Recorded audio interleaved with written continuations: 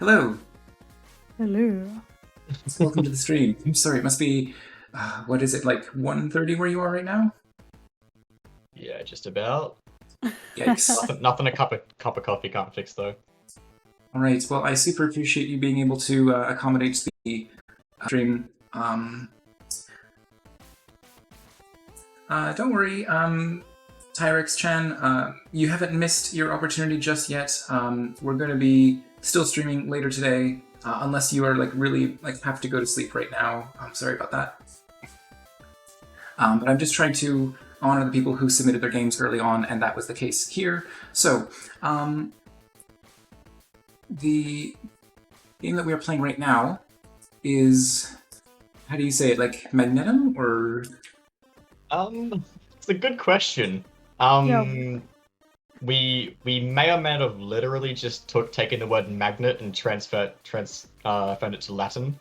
we were struggling on how to title the game, so yeah. Google Translate, magnet, Latin. Can't You go got wrong with the magnetum. Latin. We pronounce it magnetum, but we don't really know what the correct pronunciation is. Well, it's like the question with the superhero or supervillain, I suppose. Like, is it Magneto or Magneto? Oh yeah, true. Like Magneto It's sounds weird. magnetum. Yeah. Magnetum sounds a bit. I don't know. That's what I've been going with. All right. Magnesium. Shit. That'll be the spin-off. DLC? That'll be DLC the DLC. Yeah, you can get some. I think magnesium's like a softer metal. Maybe I'm mixing. No, I think I'm mixing it up with gallium. Anyway. So, is there anything that I should know about the game, or am I good to just get started? I mean, there's two sentences that we might as well say straight away. Sure. I'll let Fox say it though. You guide the red magnet out of the puzzle box. And Okay. you can break stuff with red magnet. Nice. Okay. Basically, the two sentences we've had to say to every streamer. Unfortunately, due to time, we weren't able to clearly communicate that in the game. So Yeah. it's become second nature. Yeah, that's totally fine. All right. So let's go ahead and get this started. Ooh, nice. It's a nice snappy UI. Okay, I see. So we've got the blue magnet on the outside of the puzzle box. We're clicking and dragging that around to get it aligned with the red magnet that's inside the puzzle box. Yep. And I see the UN prompt just hiding slightly off the bottom of the screen here. Oh yikes. Yeah, that. Yeah, that's happened for a few people. But for some people, it's like it's full yeah. up on the screen. It's yeah, it's because we animated the some of the panels on the UI to give it a bit more of a flair. But that means that they're a set pixel distance away from the center of the screen. So if you've got a really high resolution, yeah, they peek through. Yeah, I have the very top and very bottom of my screen chopped off, so that's why you can't see it. Because I'm doing that to hide my taskbar and also hide the bookmarks that I have. Oh yeah, true. So that's why it is a little bit more visible for me. But yeah, I've done a lot of work in UI in Unity, so I know what's going on there. Yeah. Unity UI can be stressful. This is beautiful. I love this little diorama style. Thank you. You've got Fox to blame for that. You've got To blame. all thanks and appreciations go to her. Yeah, every single bush, every single stick. I took charge of this level. Nice. Yeah. We won't talk about the collider boxes. We won't. All right. Just like if you phase through a bush, let's not talk about it. Yeah. That's fine. So, I'll go ahead and get started with the entry questions here, but everyone else who is in chat, first of all, thank you so much for, you've got some kind comments coming in from there, from Zero Gona and also JPEG2K. So yeah, super appreciate that, guys. Make sure to tell the devs just how beautiful this game looks. But if you do have any questions, then please feel free to send those along in chat, and I will make sure to ask them. I will make sure, yes. It's not even that early for me. I just had a late night. I'll All right, so I will I make feel sure that. to pass those questions along. And other than that, we'll get started with our first question, which is, how did you decide what you were going to make for the jam? Huh? Wow, that's I think I kind of knew this question would come up. Put it this way, I had like 7 different half ideas that were all basic and unoriginal. And then Fox came in with just this idea, and then I think this is where I'll let Fox explain her thought process. because of time zone, the game jam fully started at like 4 a.m. for us. So we Mhm. kind of like slept, woke up at 10, and as soon as I woke up and saw the themes, like magnets. And I'm trying to explain magnets to this guy with his other 7 ideas. I'm just like, oh, we just went with it. We don't have time to think. Let's just I'm, go a, with an idea. I'm gonna be real. The second she said magnets, I was like, "Yep, doing it." Just I could tell that no one else is gonna do magnets, or at least a very small amount of people are gonna do magnets. Yeah, gotta hit that niche This group, hey. Fox had the audacity to have that be her very first thought. Unbelievable. I love that little like snap on the UI. It's very satisfying. So Zero Yeah. Iguana is asking, did you use the standard Unity physics, or did you go out on an adventure to make your own? We are basically using the standard Unity. We're literally just applying a force to the Mhm. magnets at the moment. But I really want to rework a lot of the physics and a lot of the controls for the magnets themselves because they're a bit dodge. But yeah, at the moment it's just standard Unity physics. With I guess you call it adds force dynamically depending on distance. That's the most in depth it is at the moment. All right. So can you talk a little bit about your development process for the game? Yeah. So the basic flow was that I was the lead programmer and Fox was the lead designer. Um, Fox found these amazing assets online. We have links to all the assets we outsourced on our in credits in the main menu. And at first it was mostly just me testing mechanics, but then when Fox found these assets, she started kit bashing. And holy shit, that blew me out Yeah, of the water. so we kind of spill it off into. Well, he just started off with a prototype, and then I would come in, change out all the prototypes with a terrain and whatnot. Yeah. And then when I was doing that, he started work on level 2, put up all the walls, basic rooms and whatnot. And then I would come in, flesh it out, put in lighting, doors and whatnot. And yeah, Basically, he worked on mechanics. I made everything look pretty. you pretty much. I was about to say the exact same thing. It does look very pretty. How many levels are there? Just the the two. Oh, okay, okay. Yeah, we nearly had a 3rd level, but I kind of feel like if we added a 3rd level, so many other aspects of the game would have suffered, in terms of polish. Yeah, we had pretty busy yeah. schedules along with the game jam, so we figured just cut it to 2.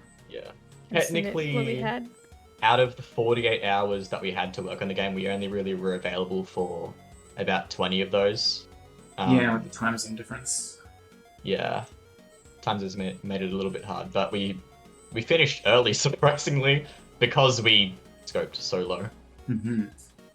But yeah. Yeah, classic under promise, over deliver. Mm-hmm.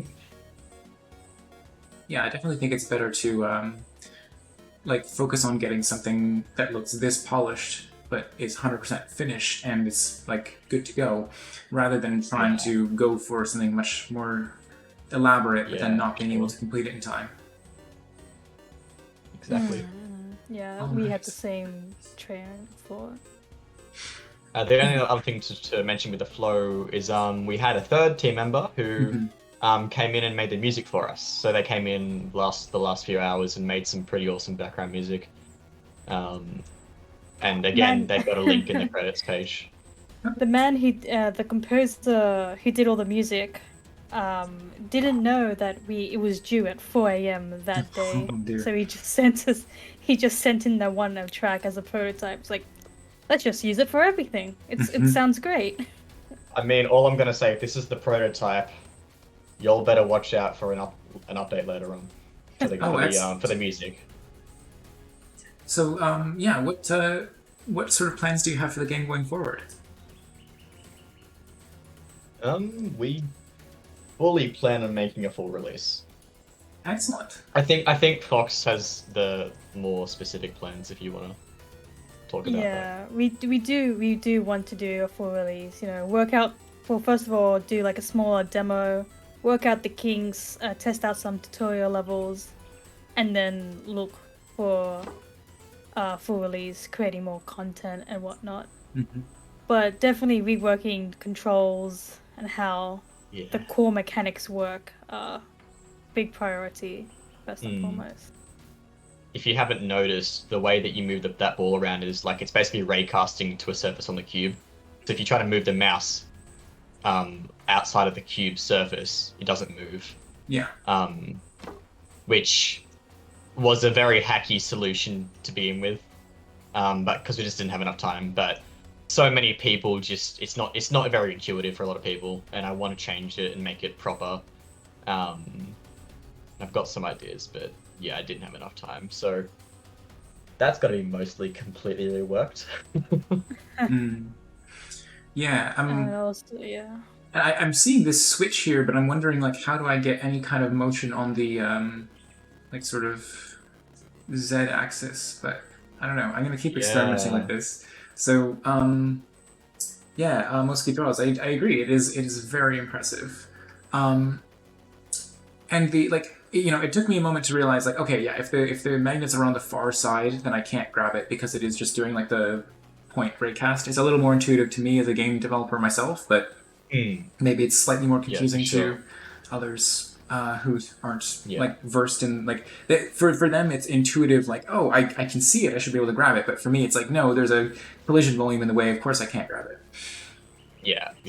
We have a very wide spectrum regarding in the game. Well, one side of the spectrum is I don't know what I'm doing. There are no instructions in the game because we have no tutorial. And on the other side of the spectrum is, wow, this is so intuitive. I don't need any instructions. Like, what? It's just meeting that balance. It's very difficult in the time frame that we have. It's like, wish we had a first tutorial level to just slowly bring in the mechanics. But well, we're still proud of what we did, what we released. Oh, okay. I thought I was like, oh wait, maybe I can take the blue thing inside the box and then use that to slide it along the bottom here. But no, okay, can't do that. I mean, all I gotta say, you can use all faces of a cube. Yeah. Okay. So this is also something that I love so much. I've seen like 7 different solutions to that lever. Wait, what did that actually do? I think you might have hit it again. Oh, okay. You might have hit it twice. I will also want to change that to only activate once too, because a few people have done that. I see it. Okay. Yeah, so many people have found different solutions to the same thing because like it's just 2 magnets, and there's so many different ways to put that south pole along the outside to get the same result. And it's I've seen people like climb up that ladder by like having it stuck to the ladder. I've seen people just hit the roof and just go through the roof, which is the most common way. There's like, I don't know, it's very satisfying to watch different people solve our game in ways that we didn't even think about. Nice. Aman Chess, hello, welcome to the stream. Okay, so you already kind of mentioned the sort of the raycast being a bit of a hacky solution, but do you have any other useful shortcut or clever hack in the Unity engine that you would recommend to others? Good question. I think for us, what really saved the game and made the game was the fact that we outsourced assets and the fact that we did a 3D game. I think if we did a 2D game, this wouldn't have worked, or no matter what game we made, wouldn't have been this refined. I think using Unity's asset store and the each assets, doing low poly in particular, because it's so easy to blend low poly models from different asset packs together. Whereas like other types of models kind of won't blend properly. Like if you do like HD and realistic models, then you'll have one that's slightly less HD than the other, and then it'll be an eyesore. I would say just a small scope. Oh yeah, true. Maybe just as depressing as 2-level sounds, if you can refine them as much as you can, then it's a lot better than having, many levels. That just more janky than it would be if you had polished the 2 levels. I didn't We realize also. Oh, sorry. I was just realizing that I could magnetize this to the little slider box here. Oh. Yeah. I've never. That's the first time I'm seeing this. Oh, that is not the first time I've seen that at all. I was very aware of that, but I was like, ain't got time to fix that. I will add that to the bug list. Yeah. Sorry, I completely interrupted you there. Oh no, that's fine. That was funny to watch. Yeah. And then we just split up our production line. Like we had a production line. Yeah. You do mechanics, I'll make it pretty, and then it really quickened everything up. Here's a really good tip for Unity development, specifically Unity, is if you have more than one person in your team, work in different scenes, and like make it official and very clear when you are changing scenes or going into a different scene, and never work in the same scene as each other. We didn't get a single merge error for the entire gym, which is a miracle. That's wonderful. And just we would literally just be like, hey, I'm done in scene 1.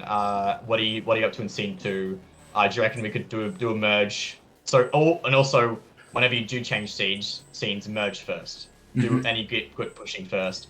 And then like we were very like we did not exit our scenes unless we both got like full verbal permission from each of us that like we're ready to switch scenes. Yeah, you gotta do like think a that's handshake. thing. Yeah, I feel like that'd be a lot quicker with small teams. I know there are some games in this game jam that have like up to 7, 8 people, Oh, yeah. and I can see how that it could just be a bottleneck of communication with a short time frame. Yeah. But is what it is. Just I mean, some things you can work in the same scene for. Like if I'm editing the UI and Fox is editing the level itself, then usually that doesn't give a merge error. So I guess you could pull it down to just being very clear about the specific task you're on. Yeah, because if the UI itself is a prefab, then you're modifying the prefab and you're not actually modifying the scene data. Yeah, exactly. So you made the mechanics first and foremost? Yeah, pretty much. We made the mechanics first during like the first half of the game jam, and the first day was mostly mechanics and trying to exploring the aesthetic, and the second day was finalizing the actual level aesthetic with all the I still have that GIF of the very first prototype level. Oh, we do. We did. Let me grab that. I don't know where to put that. I'll put that in the Discord, maybe. Yeah, sure. Yeah, it was literally just a grey box. I love grey boxing. I've heard some people like hate grey boxing because it's like they lose time, quote unquote, grey boxing and then going back and deleting everything and replacing it. But in my opinion, it's so crucial to grey box. I put in the it just comes up as a link. It doesn't load in. No, it's okay. That was within the first hour or two. Pale had that. So that's what so when I woke up, I was like, I want to mag the game. And then I had another half hour of going back and forth. I'm like, all right, programmer, I want 2 magnets, one on the inside, one on the outside. I want a tab that you can pull out. I want a breakable, and I want a slime block. And then I went to do my chores. An hour or so later, he's got this prototype up. What a programmer. Nice. The basis of the coding wasn't too hard to do, but it was a lot of refinement. Yeah, absolutely. The mechanics were separately very simple, but put together they got a decent level. That pull tag gave me so much stress. Because like it's not simple because you got your mouse that moves on 2 axes and then you're also a camera that rotates constantly, so it's hard to work out what mouse input I should be reading, what mouse axis. But I have many if statements later and it works. That prototype was for level 1, so you can see the similarities. Yeah. And how far it's come within those 48 hours. Yeah, it's always one of those tough things when you're dealing with like projecting the mouse, which is on a 2D axis, into a 3D space, which is a 3D axis, and it's like you want the pull tab to react in what feels like the intuitive direction to pull it. Like if I'm looking at it this way, I want to pull to the left, so you have to find a way to project that into a 3D space. And but then like if the player's looking at like a kind of an isometric angle, like then this. it's like it's technically to the left and down slightly. Yep. Which is a whole thing. 0, how many ifs? Too many. Spaghetti code at levels of many. All right. So, if any other questions, if anyone in chat has any questions, now's the time to ask them. Other than that, so you did mention you had some plans for the game going forward. You want to do like a full-on release. So, are you going to sort of polish up like a post-jam version as the demo, and then you're going to work on an actual release of the game thereafter? Yeah, so we want to refine mechanics a lot and include some tutorial levels in that demo. And yeah, just release that for free. And Basically, then we want to answer make to all of the nation comments. And then hopefully come out with a full release a little later on. Sounds if good. all goes well. Sounds good. All right. Are you just gonna be like adding new mechanics to the game and new levels, of course? Anything else that you have plans for right now? The biggest thing is really going to be new levels. We're thinking about having like different themes too, which might have different music as well. New mechanics wise, I know I want to add just simply physics blocks and stuff that you can like push around but not necessarily break. We don't really have any other major mechanics to add. It's mostly just going to be experimenting with the outer cage and stuff like that. Yeah, having puzzles on the outer cage, so like going towards the center. I think just refining the simple mechanics we have, like if you pull a tab, maybe that closes another path. Something like that. Yeah, I mean, so what was Captain Toad Treasure Tracker an inspiration? I can't say I know that game actually. Captain Toad has come up in conversation, but I've not. It has, yeah. Okay. We know the room was a subconscious factor for Pale. Yeah, if you know the game The Room, not the movie. Yeah. That was the puzzle box game. Yeah. Or the escape room type game. That's the room you are talking about. Well, I think that I absolutely have to make the recommendation. Check out Captain Toad either on the Wii U, and I think they've ported it to the Nintendo Switch since then. Even if you can't play the game yourself, just watch like a full play of it or something, because I think there'll be a lot of parallel inspiration that you can draw from it. Yeah, I just googled it then, and I can already see. Yeah, that's pretty cool, actually. Nice. Obviously the core mechanics of this game are very different, but just because of the sort of like diorama world that you're going for, I think there'll be a healthy bit of inspiration you can draw from it without actually copying anything. It's just like, oh, here are different ways to manipulate the environment that they did in this game that you could do via a different set of mechanics in this one. Zero Iguana is asking, is it tempting to add a third half of the magnet? I'm not sure what a third half looks like. Now that you mention that. In my mind, I was like, what if we had another magnet, but the attraction was a different level to the red ones? Save that for later. And I'm just saying it right now, that already works. I actually messed around with that. I could add 2 south magnets, and that would attract the north magnet equally. And you could actually, if you put one south magnet on the right side of the cube and one on the left side, you could suspend the red magnet in the middle of the box. So one of the level ideas that I've been thinking about actually was having two magnets on the outside, and then having like a hot air balloon in the middle that is fully suspended in the middle, that you have to like suspend the red magnet and then get it into like the balloon of it or something to like flick a lever or something like that. I think that'd be a really cool concept. So yeah, I've already messed with it and it already works, but we just couldn't think of any level designs currently for it. Or also, the theming currently is the two magnets joining, so it'd be a bit too much for the game jam, but it's definitely in my mind for sure. So the only oh sorry, go ahead. I think just continuing to develop this game is just a bunch of simple mechanics that we want to just expand on and can just continue developing it in different ways rather than just adding new mechanics that may seem foreign from the original concept that we had. Yeah. Yeah, so the only thing that I would mention really quickly is that if you do have two forces pulling on the magnet like that, it's going to get pretty tricky to tell where the magnetic ball is in 3D space on the inside. So I feel like it's absolutely a fun concept to explore. It's going to present its own design challenges as to how you give the player adequate feedback to, I would almost suggest having the ball inside the cube, projecting, 3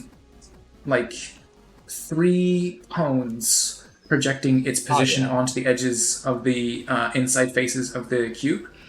So, like, a sort of fourth dimensional shadow, if you will, of, like, exactly where the cube is, so you can see it from above, from below, from all sides, like, triangulating its position inside the cube. I don't know if I'm making myself entirely clear here, but I get that. Basically, like turning it into like an orthogonal drawing, if you've like seen like professional like Autodesk stuff. So yeah, I mean, basically, just like if the this is kind of impossible to draw in 2D. It just projects itself along the 3 axes onto each side of the cube. Basically. Yeah, so like if the ball was here, then you would get like a conical projection up, and say like draw a circle on this surface here, and you would actually see this conical projection, see that there, see it along this wall here, along that wall there, and then along these axes as well. Something like this. It's a really unique solution, actually. No one's mentioned that yet. The one that we've seen a few times is making the ball glow behind objects. Yeah, having the outline of the red magnet, especially in the second level where you have to go under the cube to flick the switch. I think the conical projection is kind of a cool idea too, as well, because that gives you a bit more of a exact understanding of where it is in that plane of each side. I can even imagine like the allowing you to sort of like partially transparently see the object when it's behind other things. I feel like that should be happening all the time. But then I can imagine like holding down a button, whether it's like right mouse click or something on the keyboard, to like temporarily have this like conical projection appear. Oh yeah, sure. Just because it's something that I don't think you'd need to rely on necessarily all the time, especially if your signaling is done otherwise in a clear way. And if no other reason, that might be one of the better reasons to be looking at Captain Toad, because Nintendo is incredible at its way of making clear and intuitive feedback in their games. So I would definitely recommend checking out, like, how did they solve the problem of the character becoming occluded by the rotation of the stage? Very true. Trix also says connect the magnets with the line. I did actually think about that at first, but I was too daunted. Yeah, I was way too daunted at making like a cool looking electrical line that isn't just a flat line. So I didn't during the game jam, but says imagine repel magnets inside the box. Oh, true. There's so much we want to do with the magnets. So much we want to experiment with as well. Sounds great. All right. Well, if you do end yeah. up creating a post-gen version and you'd like any more feedback, I guess. Okay, let me just rhyme off some things real quick. I wasn't initially sure what terrain was destructible or what wasn't. But I just kind of logically concluded that the only way that I could this puzzle was if I was going to be coming through this gate. That's what prompted me to try destroying these things. So I think maybe even starting the player in a like tiny development sort of like preview tutorial level where you very clearly have to like break through some things. Maybe even having like a little graphic of showing like magnet moving with force breaking through an object just to make it clear to the player that they can destroy certain physics objects. Again, definitely as a factor of something that can come with time, but like putting little animation shaders on the trees and having the little source of fire be animate, just anything to actually bring the diorama world to life. I think movement for sure. Yeah. We nearly had a windmill level, but specifically just for movement. Yeah. How do we follow this development? If you're okay with us posting a link, absolutely. There's a link anything that you post, I'm going to open up on the stream. That was going to be the last question: is if there are any other shout-outs to people or project you'd like to promote, and that can include, of course, yourselves. Well, here's the first shout-out then. I do actually have one shout-out for another streamer's game, which they're just an awesome streamer, and I think you guys should also check their game out too. Where's the stream? I've had this up. So that second link is a really cool game and a really awesome dude behind the game. Okay, I've actually heard it on stream already. Nice. We're in the midst of getting a website up, but I guess you can follow the game, follow Pale, or add the game to your collection, and we'll be hoping just uploading devlogs of any post game jam. And I will. This might be a bit greedy, but I will also just post the YouTube link to our musician. Oh, I was going to do that because he did an awesome job. He did an awesome job, and he deserves a lot more credit and a lot more viewing exposure. He's released a couple of songs on Spotify, I believe, as well. I asked him what link he'd want most, and he said YouTube. But he's also got a Spotify, and obviously he's all over the place. He's got accounts on pretty much everything. Sounds great. Well, thank you so much for joining me on the stream here today. And if you'd like any other feedback, please feel free to post the game onto the Discord just in general and ask other members there. We'll see if we can get a nice conversation going. And yeah, as I said as well, if you've got any like in-progress development builds, I know it's a bit of a mixed bag because it's a puzzle game, so having it up on a stream is kind of like giving it away in a sense. But maybe we can still figure something out. Even if I'm just playing through the demo or something, I'd be more than happy to give more feedback as you progress on the development. Absolutely. Sure. All right. Thank you for having us. Yeah. Absolutely. Thank you. I know it must be Thank you crazy late for right getting now. up so early. It wasn't. It's noon. It's noon for me right now. It's just the fact that I had a that's late early night. in my books. All right. Well, if that's early in your books, then I don't feel too bad. Because relatively speaking, then it can't be too late for you right now. But it's like 2 a.m., isn't it? Yeah, it's about 2 a.m. Ouch. Okay. Well, I'll let you get to some rest, and thank you so much for coming on the stream. Thank you. All right. Good night. Night. Bye-bye. Good night. Bye.